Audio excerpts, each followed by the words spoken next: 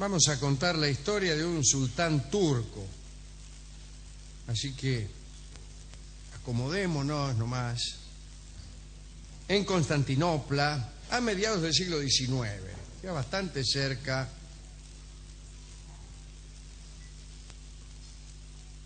de nuestro tiempo. El sultán Abdülmecid tuvo entre 1842 y 1848 11 hijos. El nacimiento de cada hijo era anunciado a cañonazo, una pésima costumbre, pero así lo hacían. Las salvas por cada hijo varón se repetían 5 veces al día durante 7 días. Para el nacimiento de una hija, las salvas se disparaban solamente durante 3 días. Entre los hijos de Abdülmecid estaba Abdülhamid, de quien hablaremos hoy. La madre de Abdülhamid era una de las mujeres del harén del sultán. Antes de que Abdülhamid se convirtiera en sultán, le tocó gobernar a un hermanastro mayor, Murat V. Murat V estaba loco y era borracho. Qué bueno. Sí. Algunas veces, algunas personas son conocidas como borrachas. Sí, entonces, como característica, ¿no? Claro, y si son borrachas, cometen toda clase de actos sin sentido. Y entonces dejan la bebida y entonces nos damos cuenta de que en realidad estaban locos. Claro. Que siguen cometiendo los mismos actos sin sentido. El caso es que este hombre, para evitar cualquier controversia, estaba al mismo tiempo loco y era borracho. Mientras tanto, el hermano Abdul vivía en la cafe, la jaula. Era allí, en una sala del Palacio Topkapi, en donde se confinaba a los hermanos menores de los sultanes reinantes. Vivían totalmente aislados del mundo. Los únicos compañeros de estos príncipes cautivos eran los eunucos y algunas mujeres. Si el sultán no conseguía descendencia, entonces le tocaba el trono a alguno de estos hermanos, a los cuales el encierro solía perturbar gravemente. ¿Por qué los metían en una jaula? Para que no conspiraran. Los tenían prácticamente presos para que no pudieran conspirar contra el hermano. Porque era una costumbre que cuando reinaba tu hermano mayor, decía, bueno, ojalá se muera este, así reino yo. Y a veces lo matabas vos directamente, para evitar eso de andar esperando que el destino se acordara de uno. Entonces, para evitar todo esto y dar mayor estabilidad a los gobiernos, jaulas para los hermanos de los sultanes. A Abdülhamid le tocó reinar porque, como se ha dicho, Murat V estaba loco y por eso se lo desplazó. Murat se aterrorizaba, cuento parte de su locura, se aterrorizaba ante los clérigos ortodoxos griegos. Con solo verlos salía corriendo a los gritos y se encerraba en su habitación. Bueno, adoraba a los payasos. Era un gesto tierno. ¿Dónde está? Discúlpeme. Le provocaban tanta risa que se orinaba delante de todos y no permitía que lo cambiaran. Pero, por favor. Por lo demás, escupía a cada momento porque creía que tenía la saliva envenenada. Intentaron curarlo con encantamientos, hechizos y sangrías, personas que estaban más locas que él. Sí. Lo dejaron peor, lo dejaron. El Consejo Imperial Otomano quiso que lo atendiera el doctor Leiderdorf, un alienista vienés. Todos los alienistas son vieneses. Los ministros impidieron que el sultán fuera trasladado a Viena, por lo que Leiderdorf abandonó el caso. No es que vino a Turquía Leiderdorf, sino que abandonó el caso. Finalmente, el gabinete de ministros decidió deponer al sultán por incapacidad mental. Lo mandaron entonces a la jaula del Topkapi. Sacaron al hermano y lo pusieron a él. Más tarde, una salva de 100 cañonazos anunció a la población que había un nuevo sultán. Abdülhamid inició su reinado en agosto de 1876, no hace tanto. Tenía 34 años de edad. Digo no hace tanto porque en general contamos historias de sultanes del año 1500, 1600. Poco después de llegar al sultanato, Abdul temió una venganza de su hermanastro depuesto, de Murat. Y esta paranoia fue creciendo con el tiempo y lo transformó en uno de los sultanes más déspotas de la historia otomana. Pueblos enteros padecieron su tiranía. Al comienzo parecía solamente un sultán extravagante, pero dentro de lo esperable. Era un excelente carpintero, pasaba mucho tiempo en su taller, armaba las camas de las mujeres del harem y se amueblaron varias dependencias con sus obras. Tenía un museo de animales disecados. Señor. Ya está eso. Mandó construir un hospital para sus perros y se compró un león. Quiso tenerlo en una habitación del palacio, pero los destrozos del animal molestaban a todo el mundo y al final lo mandó a un zoológico, lo mandó. Ya por estos días tenía la manía de espiar a todos los que lo rodeaban. A menudo se lo veía mal escondido, escuchando a sus hermanos y hermanas a ver qué conversaciones tenía. Le gustaba a este muchacho, Abdul Hamid, andar por la ciudad. Compraba él las cosas en las tiendas y cada tanto entraba a un café. Aunque tenía un harén a su disposición, se enamoró de una vendedora belga, que tenía una tienda de ropa en la calle de Pera.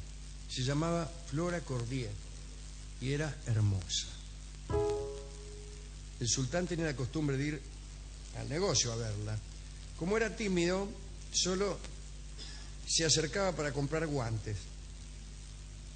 Esta intimidad la cuenta Benjamin Disraeli, que fue primer ministro inglés, en una carta a Lord Salisbury. Dicen que se produjo en el negocio incluso un casamiento secreto, ¿no? Aunque es algo que nunca fue reconocido oficialmente. Una vez, ya había ido como 20 veces y había comprado 20 pares de guantes, el sultán Abdul Hamid se acercó a Flora y le preguntó si podía casarse con él.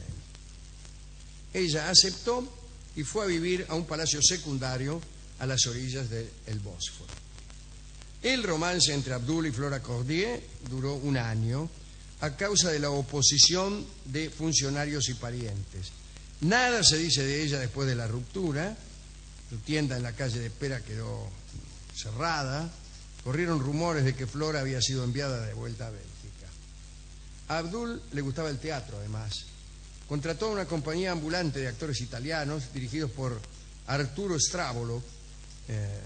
Abdul hacía representar óperas y obras teatrales, pero a veces le exigía que cambiaran los argumentos, porque no le gustaban los finales desgraciados. ¿Cómo voy a cambiar el final de Hamlet? Le cambiamos todo.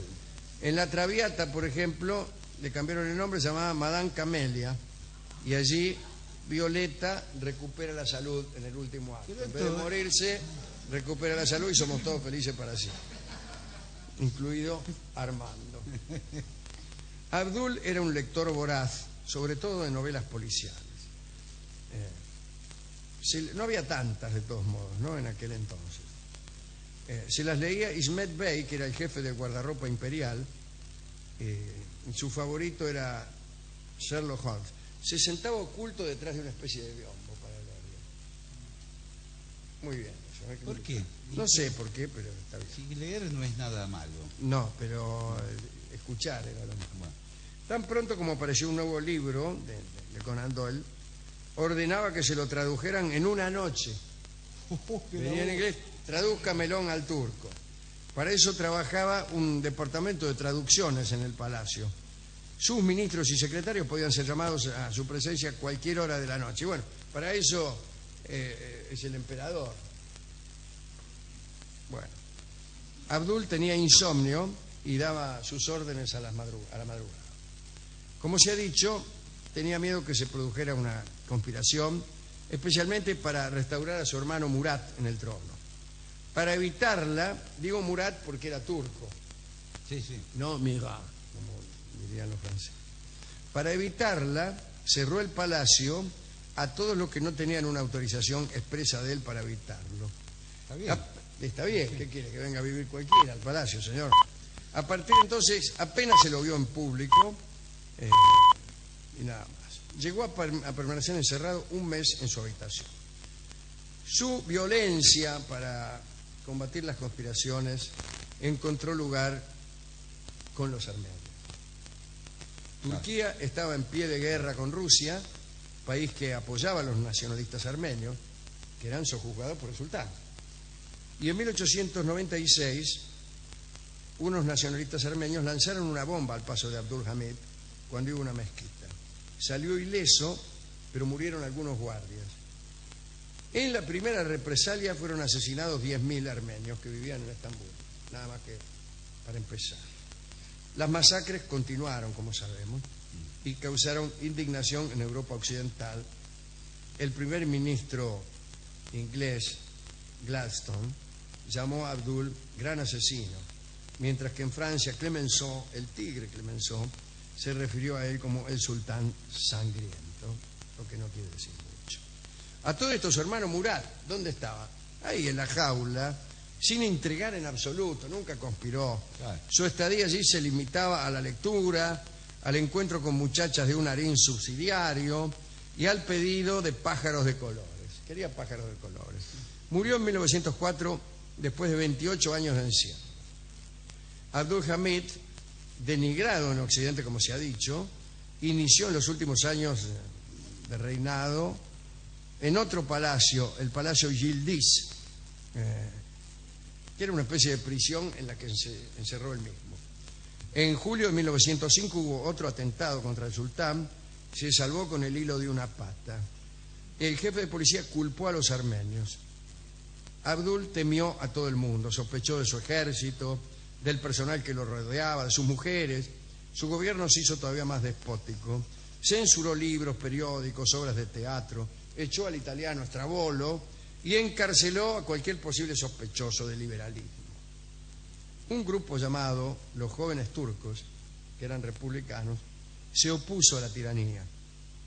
Con ellos empezó la decadencia y luego la caída del imperio. Los Jóvenes Turcos llamaron al derrocamiento de Abdul, aunque fuera necesario el uso de la violencia, y a la lucha que habían despertado los Jóvenes Turcos se unieron algunos hombres del ejército, como Mahmud Pasha, que entró con sus tropas a Estambul. Los guardias del Palacio Yildiz, el Palacio Nuevo, ¿no?, desertaron y Abdul quedó indefenso. Las mujeres del harén entraron en pánico. Los centenares de damas desamparadas temieron los ultrajes de los soldados, ¿no? Algunas se suicidaron, otras tuvieron ataques de histeria, la mayoría gritaba, así que el lugar era un infierno. Y el sultán se entregó. Una asamblea lo declaró indigno de reinar, lo había hecho por 32 años. Pidió vivir en un palacio alejado de la ciudad, se le negó esa posibilidad, lo exiliaron a Tesalónica. Fue en tren junto con 4 de sus hijos, 3 esposas, 4 concubinas, 4 eunucos, algunos gatos y un perro San Bernardo. ¿Es verdad? Sí. Las damas que quedaban en el harén fueron desalojadas del palacio. Chao. Fue una de las procesiones más tristes, ¿no? La retirada de esas damas. Había... los sultanes solían tener un llamado Palacio de las Lágrimas, donde iban las concubinas o las favoritas que caían en desgracia, que tenían que retirarse, que ya no contaban con la predilección del sultán, y las mandaban ahí a un lugar de segundo orden, pero tristísimo, no porque las maltrataran, sino porque habían sido denigradas, ya no eran ni siquiera concubinas, estaban ahí, y le llamaban a ese lugar el Palacio de las Lágrimas. A estas las mandaron por ahí, ¿no? Había de todas las edades, y eran tantas, dice aquí, que hicieron falta 31 carruajes para sacarlas de Yildiz. Bueno, el nuevo gobierno, el de los Jóvenes Turcos, entró en contacto con las poblaciones de donde venían estas chicas, mujeres del harén, ¿no?, y le notificaron a los parientes que pasaran a buscar a estas muchachas, a sus parientes, ¿no? Algunas no fueron reclamadas, por lo que el gobierno anunció que serían mantenidas por el Estado hasta que fueran pedidas en matrimonio. Más tarde, una comisión fue al ya deshabitado palacio de Abdul para realizar el inventario de las propiedades del sultán. Cuando los funcionarios hacían el trabajo, se sorprendieron al escuchar enronquecidas voces que venían de una habitación. Pudieron entender las palabras. Decían: larga vida al sultán. Larga vida al sultán. Un guardia entró violentamente a la habitación de los seguidores de Abdul, pero el grito no procedía de reaccionarios, sino de cientos de loros No. enjaulados a los que se les había enseñado aquella frase.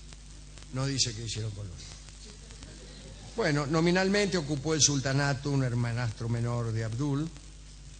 De todos modos, el control del gobierno lo tenía la Unión de Jóvenes Turcos, que en 1914 embarcó al imperio en la Primera Guerra Mundial como aliada de Alemania. Y de ahí la frase de Gladstone, que yo puse como título de esta charla: el Imperio Otomano ha cometido suicidio.